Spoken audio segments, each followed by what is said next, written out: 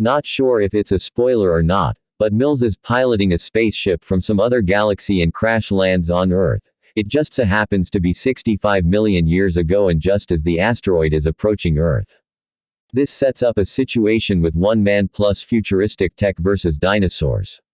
You just have to go with it. Instead of making it more a prey or predator situation, the film instead focuses on what's happened to Mills' daughter and Koa and trying to establish a human connection, when we really don't care. Was a bit disappointed there were only 3 dinosaur sightings, interactions in the first 45 minutes. Some good cinematography, filmed mostly in the forests of Oregon and swamps of Louisiana. There's some tension occasionally built, but for a short 90 minutes film, there's far too much time with nothing really happening. Driver's fine, but I'm not sure having a young child speaking a foreign language as his only co-star helped him. The ending is a bit ridiculous, but at least we see a few more dinos in the second half, but not enough to make this rewatchable. Told me right there this would be a silly, contrived, stupid film. I guess the cast and crew needed the money. Every cliché on Earth except for the giant spiders prevalent in the poor 1950s and fiction film is here. Adam tries to teach language by speaking loud and slow, a hint at the ugly American.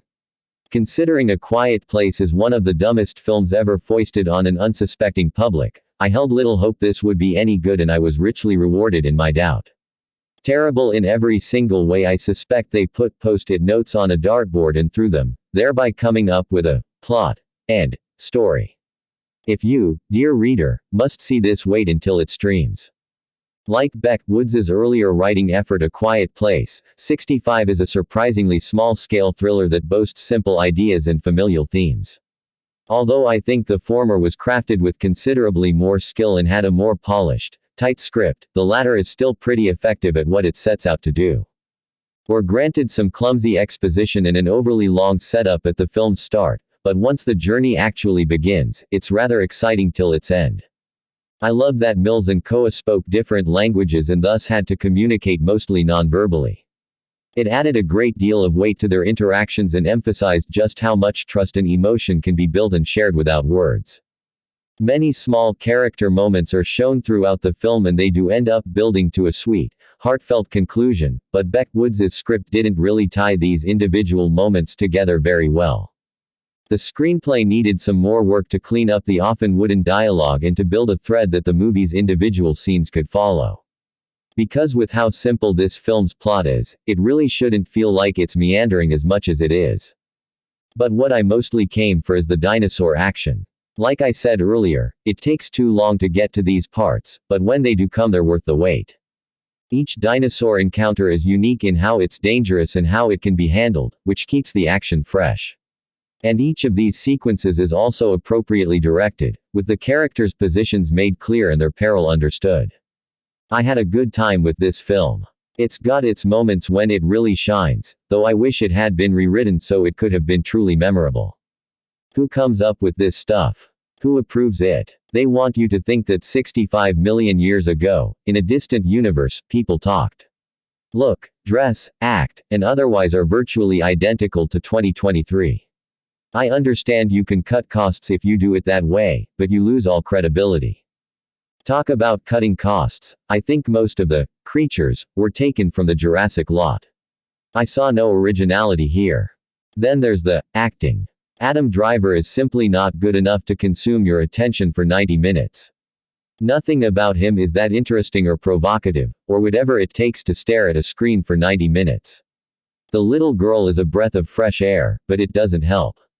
This movie is predictable. Like very predictable. But that's not the best one-word depiction you can come up with.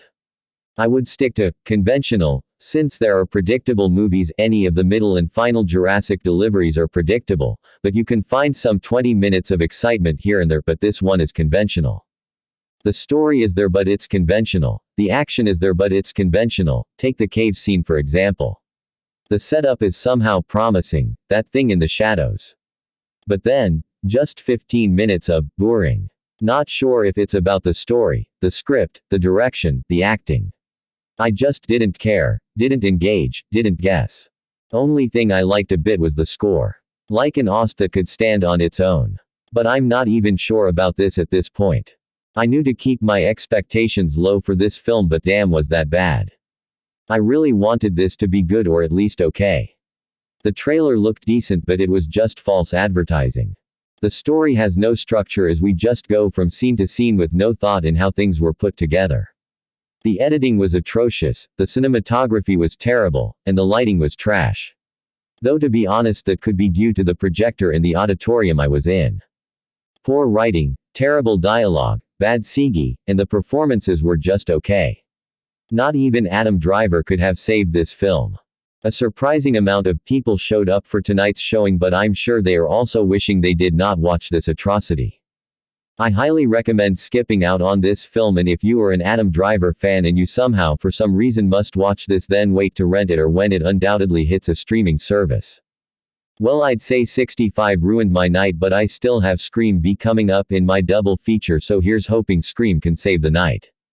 IMDb, 1/10 Letterboxd, 1/5. Watched in theaters.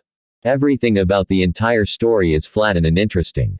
The character development is so weak that when watching the movie you don't care nearly as much as you should, considering the movie is supposed to be about a dad being away missing his daughter as she suffers from a health condition. The idea of the story is quite simple but also poorly explained. It is Driver's character's job to lead some space trip for which we don't even really know why or where they're hoping to go. Unfortunately, they crashed on what we know as Earth 65 million years ago. Driver's character finds another surviving girl who reminds him of his daughter.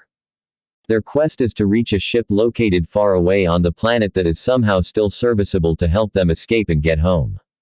Along the way they run into several variations of raptors. Every action scene is repetitive, and for many there's no real explanation for how they escape, and you are just supposed to accept it and move along. This would be fine if the next scene was more rewarding, but it simply leads to predictable dull scene after dull scene. Of course it includes a T-Rex battle at the end to try to go out in style, but even this battle is below average. Beyond the lack of excitement, there are also other annoying aspects. One has to wonder why they felt the need to put a language barrier between Driver's character and the little girl. It really adds nothing and eventually makes it annoying for the viewer. There isn't really very much chemistry between the actors either, and the pretend language barrier certainly doesn't help that cause. Overall, I would say this movie is like a dollar store Jurassic Park combined with a garage sale Interstellar. You definitely feel every one of the 95 minutes. Certainly should not have made it to theaters and would have been better off on a streaming service, hopefully only to be scrolled past.